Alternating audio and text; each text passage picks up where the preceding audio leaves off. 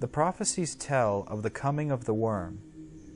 Born from parasites, nurtured in a poisoned womb, the worm grows, devouring from within, until the world begins to rot. The words of the seers have come to pass, for there, in the depths of the world, the ravenous worm lurks and feeds.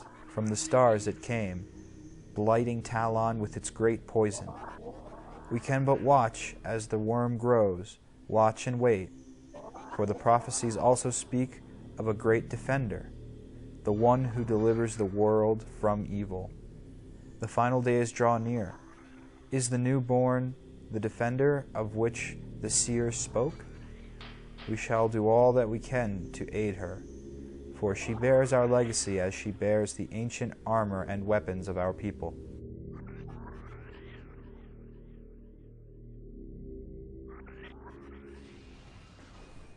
Hello, welcome back to Metroid Prime, the Let's Play of the Metroid Prime trilogy that I am accomplishing here. A three-part LP, a three-part trilogy LP, if you will, in a long series starting with one magnificent GameCube game that has now been put onto Wii with new play controls. It's wonderful, and I would say the only thing that's been a mishap in aiming my now Wii-controlled reticle is when I'm shooting at those turrets. Oh crap! Other than that, these things, the Shegoths, they are massive, brutal-looking, and far easier to attack than the turrets, surprisingly enough. But the key with them is to not hit them head-on. Their face, impenetrable. Their ugly butt face with teeth, you do not want to attack that. And no, you can't get them to attack each other, sadly. And missiles, very similar to the sand-burrowing creature that we saw when we first obtained our Morph Ball in the Chozo Ruins. Using missiles on him wasn't successful like it is on these guys, because you can only hit their backside. That's the only vulnerability point they have. You want to shatter that glass-like ice, exposing their weak points, and finish things off with a final charge shot. But using missiles, you'd think it would get the job done faster, right? Nah, wrong. Completely wrong, because they turn around too quickly. They keep moving with you. The thing annoying about those enemies, the Chozo Ruins Sand Burrower and the Shegoths, is that they follow you. They keep their head on a pivot. Their enemy AI is not idiotic. Another plus point to this game. Doesn't matter how far you get in it, you can still be challenged by any of the enemies in the room as you're going from place to place. Oh, and here's another cool important thing to note, is that as you get new power-ups and you explore other areas and you open up to new enemies that you didn't even know were on this area, on this piece of the world, then you start to see them more throughout other areas of Talon 4. So we may see Shegoth here. Okay, we're not going to see Shegoth ever in the Magmoor Caverns, for example, but there's another enemy type which I'm going to remain silent about for now because it is a giant spoiler for what is to come in this game. But these dudes, yeah, they're not just on the narrow halls of the Chozo Ruins. They're everywhere. They can adapt to anything because all they do is float there and absorb energy. I guess the whole idea with using a fully powered charge shot is that those things absorb energy, but you gave it way too much energy to absorb. So you overloaded the damn thing and it exploded. Kind of like the backside of a Shegoth. I will say this, it's super satisfying to fight the Shegoth. I like fighting them much better than that large charge sanding dude, because for that guy you gotta wait for him to do a ram at you when he's getting ready to run straight forward into danger, because he's got a headstrong way of things and he's got impenetrable face plates, so I would run headfirst into things too. But that guy's more annoying than the Shegoths, which you could just dance around and keep pummeling with your charge shot as you use your B side dash. It's very simple to do. So as you're side dashing, to make sure they won't bite you, use any of their Frozone Breath or Energy Balls. Those things really have a lot of attacks for a simple overworld enemy. But when you know how to handle those things, they're not too difficult. I think you might be able to... Actually, no, you can't. Those enemies, those electrical formed enemies that look somewhat similar to our spherical friends there that get overcharged and then pop like a balloon.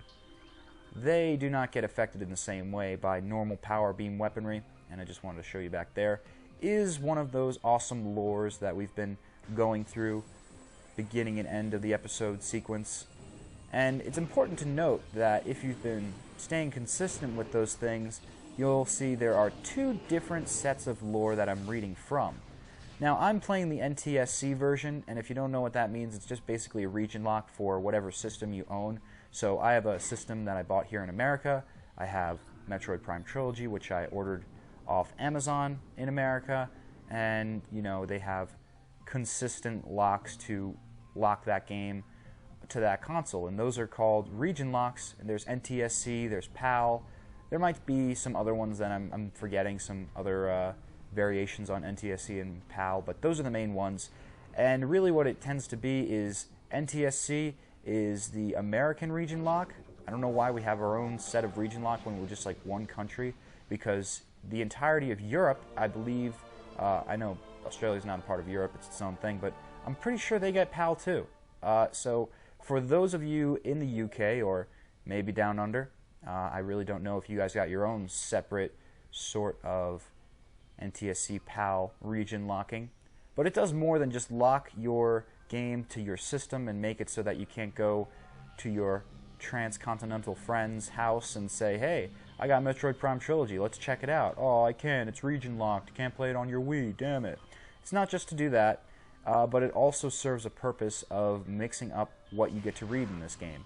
It's weird, I don't know why that is. It's definitely not that way with all games. For example, the Pokemon games, those have been, you know, see, there's an example of something I don't know. The region lock for Japan. What is that? It's not PAL, it's not NTSC, it's something else. Somebody with a bit more import knowledge than I. I've only imported Pokemon games in the past, like Heart Gold, Soul Silver, Black and White, things like that, but those were for the DS, and the DS didn't have any region lock. 3DS does now, so you're going to have to deal with NTSC and PAL and stuff like that.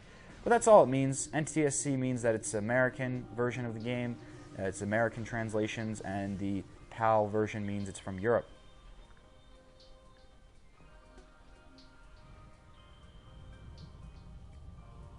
Ominous shadow cast across the land.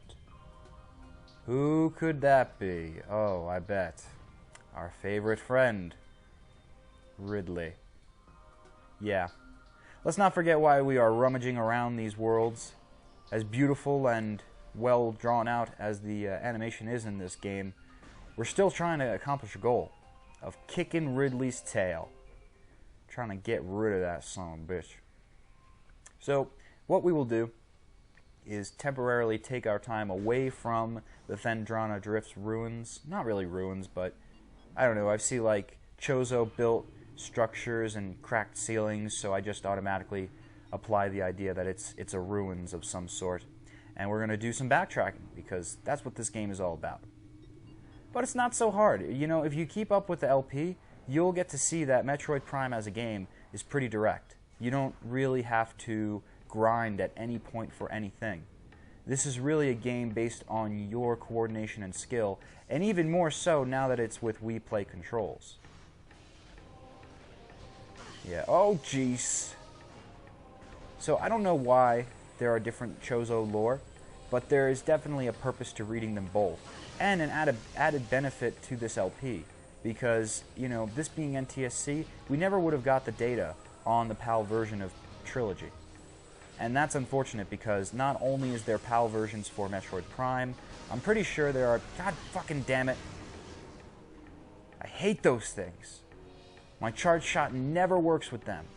That is the hugest gripe I have, is just charge shot, even though I'm pointing straight at him, my reticle does not turn red. And fuck you, I'm not turning around to fight you. Son of a bitch. So, you know, we're getting extra information from a game that I'd have to play separately. And so that's some more than 100% shit right there. That's like 110% bonus on information story. Shit. Whoa. Almost died there. Yeah, can't kill those things, but no!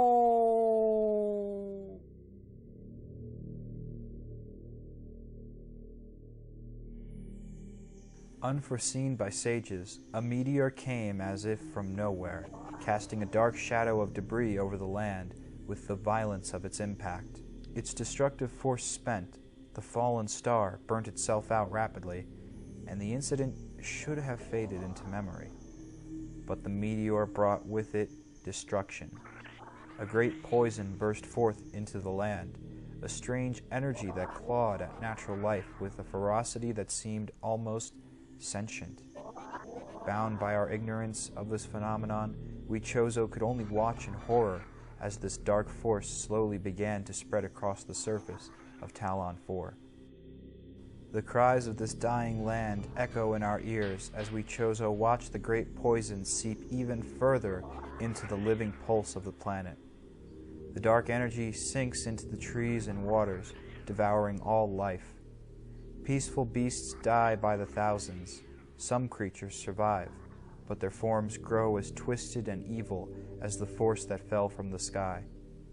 Many of these mutated monstrosities remain small enough to do little harm, but others grow enormous and threaten our very existence. One such beast defiles our sacred fountain, disgorging poison from its foul form, replacing pure flowing water with cascades of creeping death. Even in the face of horror, we Chozo do not turn in fear. We are all that stands in the way of this great poison, and it is our duty to contain it.